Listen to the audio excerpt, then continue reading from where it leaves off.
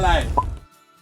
Hey there, fellow nature enthusiasts. Welcome back to the Marine Ecosystem Conservation Project series, where we deep dive into the amazing work being done to save our Montego Bay Marine Park.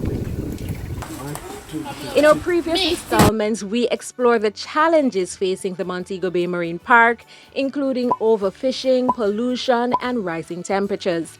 These factors have led to a decline in the parrotfish population and an overgrowth of algae on our coral reefs, posing a significant threat to the ecosystem and impacting the communities and economy that rely on it. The Montego Bay Marine Park Trust, through the Marine Ecosystem Conservation Project, has taken proactive measures to address this critical issue.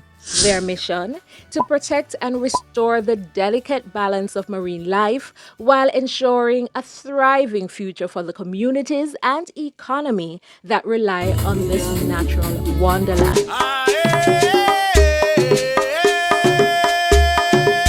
Their primary focus is to increase the population of parrotfish and marine life while reducing the fishing of juvenile parrotfish and implementing strict regulations within the protected areas of the Montego Bay Marine Park. To achieve this, the project relies on three key strategies: increased enforcement. Upon the side, are still here. Yeah, upon the side here. The sanctuary start from there, so going up to here, so yeah. Scientific-based research, and public education. In our previous episode, we highlighted the critical role of parrotfish and the dire need to conserve them. If you missed it, don't worry. Check out the link in the description to get up to speed. But now let's jump right into the updates and see how the project is making waves of positive change. First up, we have enhanced enforcement. Thanks to project sponsorship from the Rio Alliance Group, the team has managed to increase patrols by approximately 50% since January 8th, 2023. Alright, so team, as you know, is AR and LL Lewis. We are out here, making things right in the conservation area. We're seeing if there's anything unusual going on. It's really dark. Yes, how's my line there?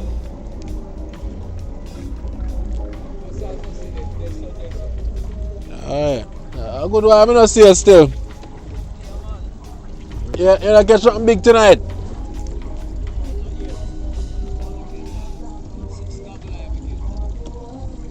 These additional patrols have significantly aided conservation efforts by curbing illegal fishing activities and ensuring compliance with the marine park's rules and regulations. Increased patrols have resulted in the removal of fish spots, fishing nets, and confiscation of fishing equipment. For example, fish spots discovered in the Airport Point Special Fishery Conservation Area contained approximately 13 small parrotfish, alongside pufferfish and eel. With conservation project, it's been going very well, if I'm being honest. We've been putting in a lot of work. It was Tuesday.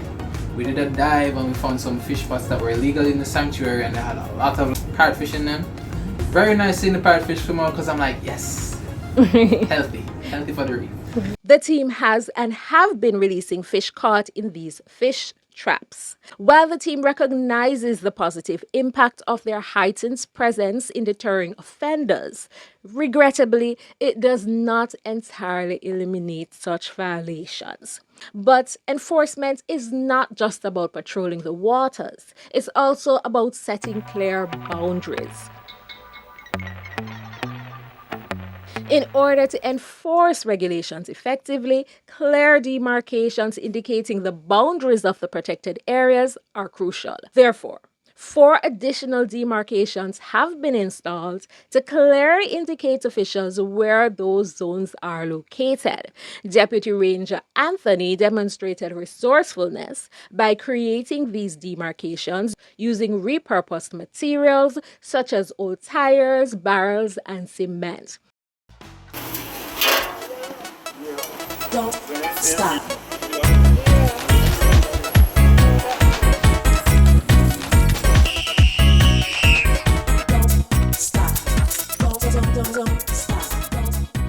Despite the challenges of transportation due to limited equipment, the team successfully moved them from their original location to the van, from the van to the Pier 1 parking lot, from the lot to the dock, and finally installed them at their designated location so they can do their work.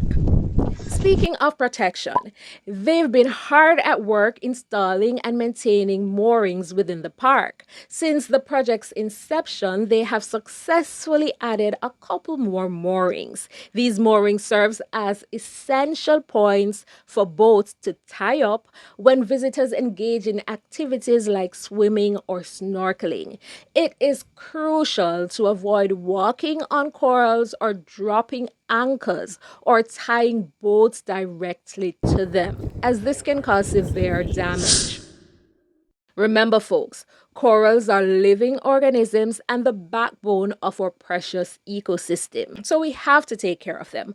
Also, the team continues to remove lionfish on a weekly basis as these consume juvenile marine life, including parrotfish, at an alarming rate. Now let's switch gears and talk about spreading the word through public education. You're okay, man. It's not scary. Public education is an integral component of the Marine Ecosystem Conservation Project, and the Marine Park staff has been on a roll, organizing several exciting school tours. These tours not only give students and teachers a chance to explore the wonders of the marine park on a glass-bottom boat, but also educate them on the importance of marine conservation. They're molding the next generation of ocean protectors, and it's incredible to witness their passion and dedication. Also, Wanted Alive parrotfish t-shirts were given to select tour participants. Yet another way to spread the message. But wait, there's more. The Marine Park staff hosted a special guest at their office on March 16th, 2023.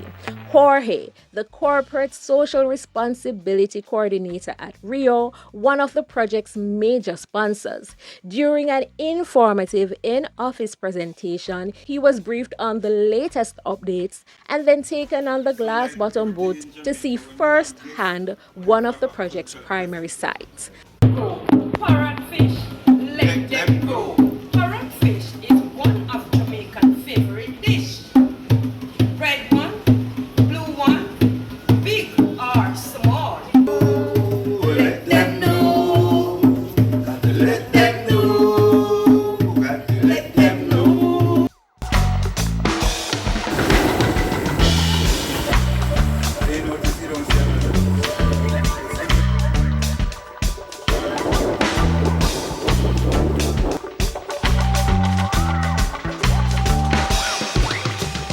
And guess what?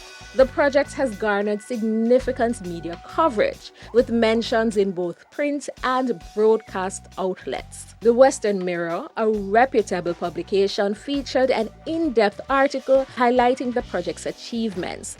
The Jamaica Observer, a national publication, carried a full-page ad in their 30th anniversary issue. Additionally, TVJ News, a prominent national news channel, dedicated a segment to this important initiative. We've also shared videos on this, my personal YouTube channel, Artsy Island Girl Jamaican Vlogs, to reach a wider audience. So hit that subscribe button, hit the share button, and join us on this incredible journey. Remember, it's never too late to join our cause, whether you're a passionate marine lover, an eco-warrior, or simply someone who just cares about Jamaica. There are plenty of ways you can contribute and make a significant difference. Reach out to our dedicated team at the Montego Bay Marine Park to find out how you can get involved. And become an ocean hero. We can't thank you enough for your unwavering support. Stay tuned because in our next video, we'll be diving even deeper into the innovative strategies employed by the Marine Ecosystem Conservation Project to protect and restore our precious marine ecosystem.